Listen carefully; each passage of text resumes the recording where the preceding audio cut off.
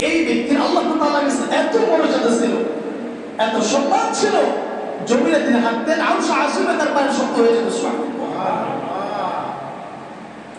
তার মানে আল্লাহর বিচার হচ্ছে কোন সুন্দর, কোন ধর্মী, কোন স্মার্ট, ফিটনেস এগুলো দেখে নয়।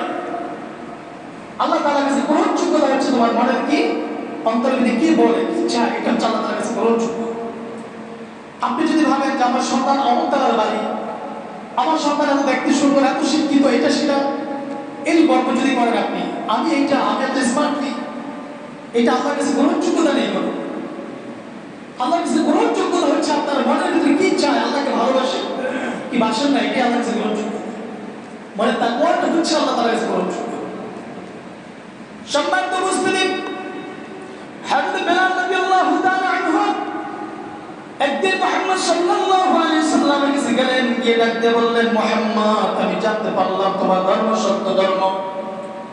ও নবী, আমি যদি আপনার ঈমানটা গ্রহণ করি, আমি বুঝতে পেরেছি আপনি নবী, সত্য নবী। আমি যদি ইসলাম গ্রহণ করি, যদি ঈমান আনি, আমার কি ফায়দা হবে, কি লাভ হবে আমার? এই কথাটা যখন নবী মুহাম্মদুর রাসূলুল্লাহ সাল্লাল্লাহু আলাইহি ওয়াসাল্লাম কাছে বললেন, নবীজি ডাকতে বললেন, বেলাল শোনো, তুমি যদি ঈমান আনো, ইসলাম গ্রহণ করো, তোমার ফায়দা হলো তোমাকে রব্বুল আলামিন এই ক্ষণস্থায়ী জিন্দেগি থেকে যাওয়ার পরে রব্বুল আলামিন তোমাকে চিরস্থায়ী জান্নাত দিয়ে দিবে। সুবহানাল্লাহ। বেলাল রাদিয়াল্লাহু তাআলা প্রশ্ন করলেন, ইয়া রাসূলুল্লাহ, ইয়া হাবিবাল্লাহ, আমি কি আমল করব, আমি কি করব, কি ইবাদত করব? নবী আরবি সাল্লাল্লাহু আলাইহি সাল্লাম তাকে আমলগুলো বলে দিলেন এবং তাকে জিকির দিয়ে দিলেন, বেলাল তুমি আহাদ আহাদ বলতে থাকো। কি বলো? আহাদ আহাদ, এই জিকির করতে থাকো। আহাদ মানে হচ্ছে একক আল্লাহ। আল্লাহ কয়জন? জোরে বলেন, কুল্লু হুয়াল্লাহু আহাদ আল্লাহুস সামাদ লাম ইয়ালিদ ওয়া লাম ইউলাদ ওয়া লাম ইয়াকুল লাহু কুফুয়ান আহাদ। আল্লাহ এক, আল্লাহ একজন, তুমি এই জিকির করতে থাকো। বেলাল ডাকতে বললেন, নবী গো, কাবার চত্বরের ভিতরে কাফের মুশরিকরা দুইটি মূর্তি রাখছে।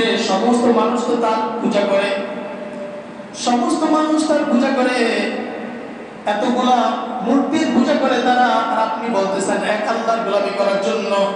ওই এক আল্লাহর গোলামি করলে কি এমন হবে?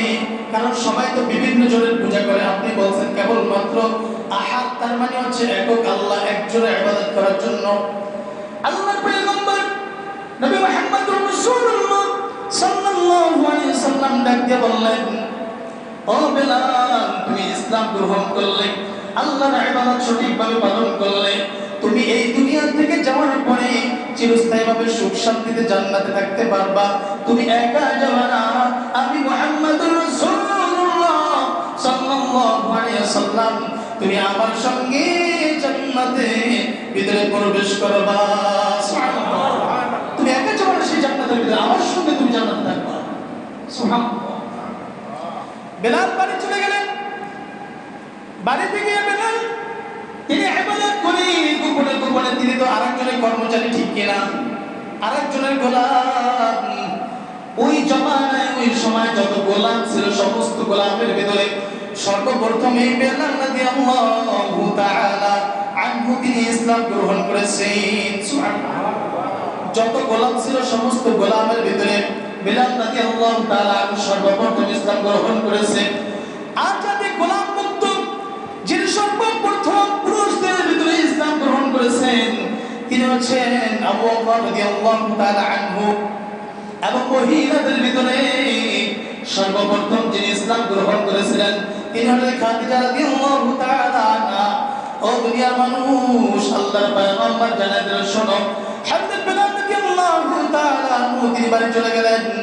বাড়িতে গিয়ে উমাইয়া ইবনে খালদ তার গোলামি করে, তার কাজ করে, আবার ফাঁকে ফাঁকে তিনি সুযোগ পেয়ে ইবাদত করে, নামাজ পড়ে। অর্থাৎ আল্লাহ তাআলার পয়গম্বর যত বিধান তাকে দিয়েছেন, সমস্ত বিধানগুলো তিনি মেনে চলেন, তিনি পালন করেন। হঠাৎ করে একদিন উমাইয়া ইবনে খালদ তিনি দেখতে পেলেন বেলাল কেমন যেন একটু জিকির করে আহাদ আহাদ বলতেছে। কারণ আরবের মানুষ, তাদের তো আরবি ভাষা জানা আছে, ঠিক আছে জোরে বলেন। তারা জানে আহাদ মানে হচ্ছে একক, আহাদ মানে কয়জন জোরে বলেন, আরো জোরে বলেন কয়জন। আহাদ মানে হচ্ছে একজন। উমাইয়া ইবনে খালদ ডাক দিয়া বলল, আরে বেলাল তুমি কি বলতেছো? কোন একজনের ইবাদত তুমি করো? তোমাকে দেখলাম ইবাদত করো, আবার জিকিরও করতেছো একজন একজন বলে। আল্লাহ বলেন, তুমি কি মুহাম্মাদের ইসলাম গ্রহণ করে ফেলেছো? তুমি কি মুহাম্মাদের ইসলামে প্রবেশ করেছো নাকি? সম্মানিত মুসলিম, হযরত বেলাল রাদিয়াল্লাহু তাআলা আনহু ডাক দিয়া বললেন, আপনি যেহেতু জেনেই ফেললেন, শুনেন। হ্যাঁ, অবশ্যই আমি ইসলাম গ্রহণ করেছি। আমি শুধু ইসলাম গ্রহণ করি নাই, ইসলামের যত বিধিবিধান আছে সমস্ত বিধিবিধান আমি বেলাল সব মান্য করে চলতেছি। সুবহানাল্লাহ। এই কথাটা যখন বললেন, বলার সঙ্গে সঙ্গে উমাইয়া ইবনে খালদ তিনি ডাক দিয়ে বললেন, ও বেলাল, তুমি যে ইসলাম গ্রহণ করেছো, তুমি কি জানো নাকি আমি তোমাকে কি করতে পারি? তুমি জেনে শুনে বুঝে কেন ইসলাম গ্রহণ করলাম?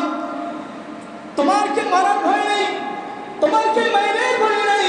কেন তুমি ইসলাম গ্রহণ করলাম? বেলাল শোনো, ইসলাম এখনই ত্যাগ করো, ইসলামকে বাদ দিয়ে দাও, না হয় তোমার এমন অবস্থা হবে, ইতিহাস হয়ে থাকবে তোমার বিষয়গুলা, ইতিপূর্বে জীবনে কোনোদিন এত কঠোর শাস্তি কেউ কাউকে দেয় নাই। আমি তোমাকে এমন শাস্তি দিব যাতে করে যতদিন পর্যন্ত আমি থাকবো এবং সারা জীবন যেন তোমার এই শাস্তিকে ভয় করে কোনো মানুষ ইসলাম গ্রহণ করতে না পারে। বেলাল ডাক দিয়ে বললেন, মালিক আমি আপনার গোলাম, ইসলাম ধর্ম আমি গ্রহণ করেছি, ঈমান এনেছি। এই ঈমান আনার কারণে যদি আপনি আমার জীবনটাও নিয়ে যান, এরপর ইসলাম এই মুহাম্মাদের নাম, ওই আল্লাহর নাম আমার জবান থেকে আমি এক সেকেন্ডের জন্য আমি বলতে পারবো না।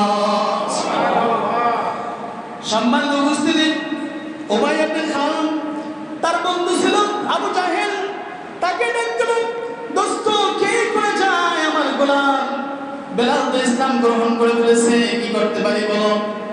আবু জাহেল পরামর্শ দিল, ও উমাইয়া ইবনে খালদ বন্ধু শোনো, তাকে হাত পা বেঁধে তারপরে মরুভূমির ভিতরে তুমি নিয়ে যাও।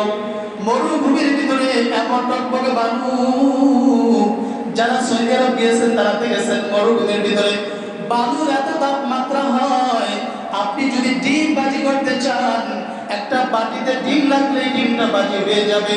এত তাপমাত্রা যখন ফুললি তাপমাত্রা থাকে, ও দুনিয়ার মানুষ, রব্বুল আলামিন জানান দিল কোরআনের ভিতরে বিষয়গুলো। হযরত বেলাল রাদিয়াল্লাহু তাআলা আনহুকে হাত বাঁধলেন, পা বাঁধার পরে হযরত বেলাল রাদিয়াল্লাহু তাআলা আনহুকে মরুভূমির ভিতরে নিয়ে গেলেন। ওই মরুভূমির ভিতরে নিয়ে যাওয়ার পরে টকবক করে যে বালু জোতা ছাড়া হাঁটা যায় না, ওই বালুর ভিতরে তাকে শোয়া দিলেন। ওখানে নেওয়ার পরে তার শরীরে যে জামা কাপড় ছিল সব খুলে ফেললেন। সব খুলে ফেলার পর ওই বালুর ভিতরে তাকে শোয়া দেওয়া হলো। এমন বালু, যে বালুতে পাড়া দিলে পা ফসকে পড়ে যায়। সম্মানিত উপস্থিতি, হযরত বেলাল রাদিয়াল্লাহু তাআলা আনহু তাকে সেখানে শোয়া দেওয়ার পরে বলতেছে, বেলাল তোমাকে এর চাইতে আর কঠোর শাস্তি দেওয়া হবে, এখন সময় আছে, তুমি ইসলামকে ভুলে যাও, ইসলাম ছেড়ে দাও, ওই আল্লাহর নাম তুমি ভুলে যাও। বেলাল রাদিয়াল্লাহু তাআলা আনহু বলতেছেন, না আমি আল্লাহর নাম বলতে পারবো না, আমি ইসলাম ছাড়তে পারবো না। বেলাল রাদিয়াল্লাহু তাআলা কিতাবে বিদ্রাস দেখেন, তার পিঠের যে চামড়া আছে, চামড়াগুলো সব সিদ্ধ হয়ে গেছে। এই চামড়াগুলো উঠে যাওয়ার পরে দেখবেন ভিতরে একটা তেল জাতীয় চামড়া বের হয়, ঠিক কিনা জোরে বলেন। কিতাবে আস-সাহাবায়ে বেলাল রাদিয়াল্লাহু তাআলা আনহু উপরের চামড়া গুলে গুলে তারপরে ভিতরে তেল জাতীয় চামড়াটা বের হয়ে গিয়েছে। আবার বেলাল রাদিয়াল্লাহু তাআলা আনহুকে আবু জাহেলকে ডাক দিয়ে বললেন, তাকে আবার উপর করে দাও, অর্থাৎ তার বুকটা বালুর ভিতরে দিয়ে দাও, এখান থেকে সরিয়ে অন্য জায়গায় নিয়ে আবার বুকটাকে পেটটাকে বালুর ভিতরে দেওয়া হলো। এই জায়গাটা অপোজিট সাইডটা, এটাও সঙ্গে সঙ্গে ওই বালুর তাপমাত্রার কারণে গলে গেলেন। এবার ডাক দিয়ে বলতেছে, বেলাল ওই আল্লাহর ইসলাম ছেড়ে দাও, ওই মুহাম্মাদের ইসলাম ছেড়ে দাও, তোমাকে এখন আমরা মুক্ত করে দেব, এখন তোমাকে শাস্তি থেকে আমরা মুক্তি দিয়ে দেব। হযরত বেলাল ডাক দিয়ে বললেন, আমার জীবন চলে যাবে, এরপর ওই ইসলাম, ওই দ্বীন আমি ছাড়তে পারবো না। ঈমানের কারণে কি পরিমাণ শাস্তি দেওয়া হলো,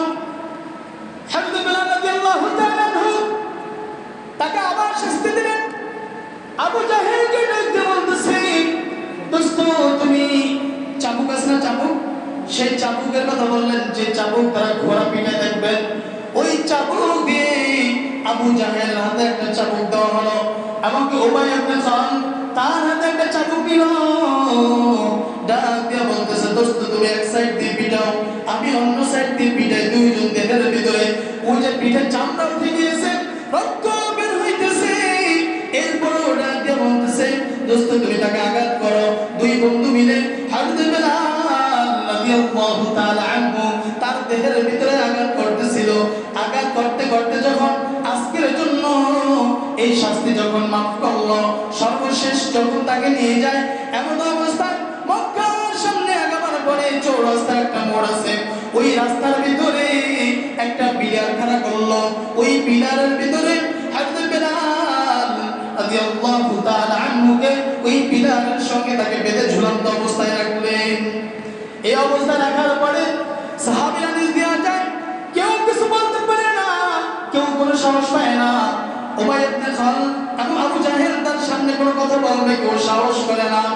হযরত আবু বকর রাদিয়াল্লাহু তাআলা আনহু যায়, দেখতেছে কিছু বলতে পারে না। নবী মুহাম্মদুর রাসূলুল্লাহ সাল্লাল্লাহু আলাইহি ওয়াসাল্লাম তিনি নিজ দিয়ে যায়, কিন্তু তিনি কিছু বলতে পারে না, কিছু করতে পারে না। রাহমাতাল লিল আলামিন ডাক দিয়ে বললেন, বেলাল রে, এই দুনিয়ার শাস্তি হচ্ছে ক্ষণস্থায়ী, ওই আখিরাতের শান্তি হচ্ছে চিরস্থায়ী। একটু ধৈর্য ধরো, একটু ধৈর্য ধরো বেলাল।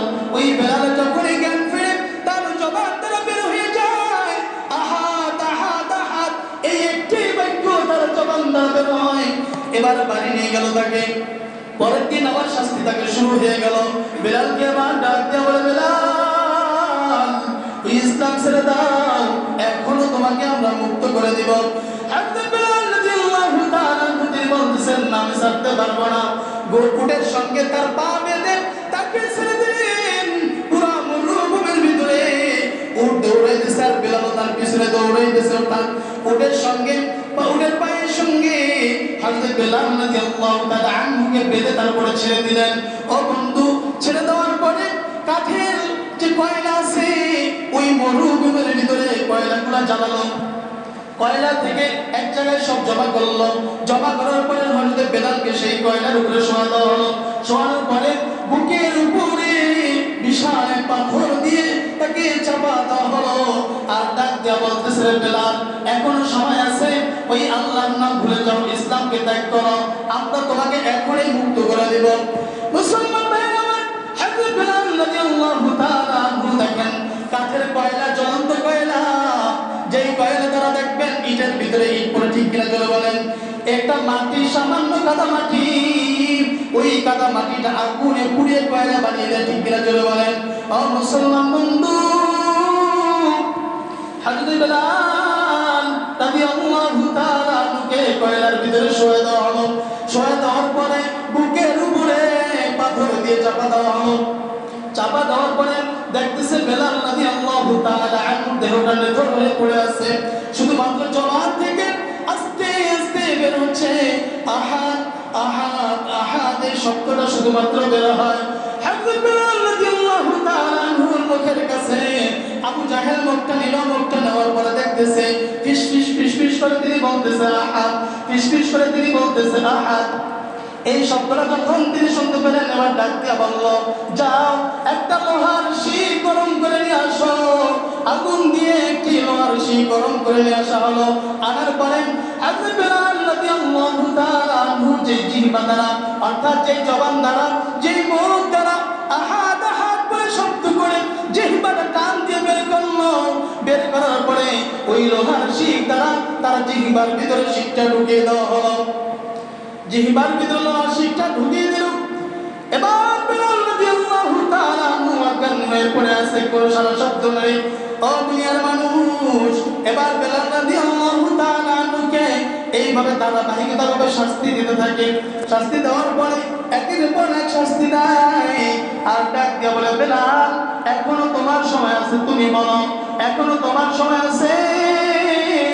তুমি যদি বলো এই মুহূর্তে তোমাকে আমরা ত্যাগ করে এখান থেকে বিদায় করে দিব। এই কষ্টগুলো